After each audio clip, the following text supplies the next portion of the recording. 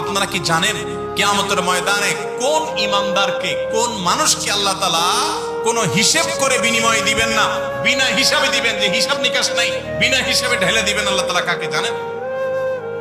একমাত্র ব্যক্তি সবরকারী। কোন ব্যক্তি? যে অসুখে সবর করেছে, বিপদ আপদে সবর করেছে, মানুষের কটুকতায় সবর করেছে, অসুখ বিসুখে সবর করেছে, মুসিবতে সবর করেছে, ধৈর্যের পাহাড় হয়েছে, ধৈর্য ধারণ করেছে, সবর করে ঢোক গিলেছে, সবর করে নিজেকে নিয়ন্ত্রণ করেছে, কোনো কষ্টে হাহুতাশ করে নাই, নাশকরি করে নাই, আল্লাহর কুফরি করে নাই, গালিগালাজ করে নাই, মুখ খারাপ করে নাই, ভাঙচুর করে নাই, নিজেকে নিয়ন্ত্রণ করতে পারছে, ধৈর্য ধারণ করতে পারছে, ধৈর্যের ঢোক গিলতে পারছে যে ব্যক্তি, এই ব্যক্তি সম্পর্কে আল্লাহ বলেছেন ইন্নামা ইউওয়াফাস সাবিরুনা আজরাহুম বিগাইরি হিসাব।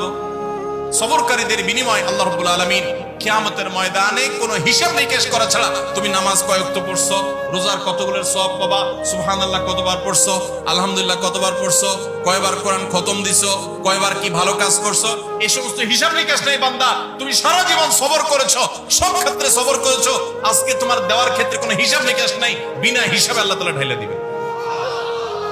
সবর করবো তো ইনশাআল্লাহ। বাংলা একটা প্রবাদ আছে, সবুরে মেওয়া ফলে। সবুরে মেওয়া ফলে। মেওয়া মানে বুঝেন? মেওয়া মানে ফল। সবর যখন মানুষ করে একটা সময় আল্লাহ তাআলা ফল দেন। ভাইরা আমার, পৃথিবীতে একটি মানুষ, ভালো করে শুনে রাখেন, পৃথিবীতে একটি মানুষ দেখাতে পারবেন না যে সবর করে সে ক্ষতিগ্রস্ত হয়েছে। আপনি বলবেন দুনিয়াতে সে বহুত সবর করছে, যতই সবর করছে মানুষ তার উপর আরো চাপায়া পড়ছে। আমি বলবো যদি সে আল্লাহর জন্য সবর করে থাকে তো হাতির মতো মরলেও লাগ, বাঁচলেও লাগ, তার এই সবরের বিনিময়ে আল্লাহ তাআলা দিবেন না দিবেন না? দিবেন। আর বেশিরভাগ ব্যক্তি সবরের ফলাফল দুনিয়াতেই দেখে যায় ভাইরা আমার। আর যে সবর করে না, আপনার ধরেন একটা অসুখ বিসুখ হয়েছে, আপনি এখন গালিগালাজ করলেন, হ্যাঁ, আপনার একটা বিপদ হয়েছে, আপনি আল্লাহকে, ফেরেশতাদেরকে, আশপাশে মানুষদেরকে গালিগালাজ করলেন, মুখ খারাপ করলেন, ভাঙচুর করলেন, তাতে কি আপনার বিপদটা দূর হয়ে যাবে? আমার কথা কি বুঝতেছেন? কোন একটা পেরেশানি আসলো, ভাঙচুর করলেন, অস্থির হয়ে গেলেন, জামা কাপড় ছিঁড়লেন। অনেকে আছে নিজের আত্মীয় স্বজন মারা গেলে ধৈর্য ধারণ করতে পারেন।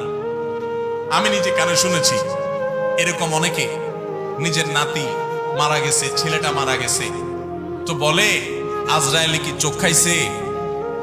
আর মানুষ দেখলো না, আমার নাতিটারানি দেখলো, একটা মাত্র দিছে আল্লাহ তাআলা, বংশের মধ্যে ওইটাই আল্লাহ তাআলা নিয়ে গেল। এরকম অনেকে বলে কি বলে না? কুফরি, ঈমান চলে যাওয়ার মতো কথা। আল্লাহ রাব্বুল আলামিন দিয়াও পরীক্ষা করেন, নিয়াও পরীক্ষা করেন। দেওয়ার পরও মনটাকে ছোট করে আল্লাহর দিকে শুকরিয়া আদায় করে নিজে অবনত থাকা, এটা হলো পরীক্ষা জেতার পথ।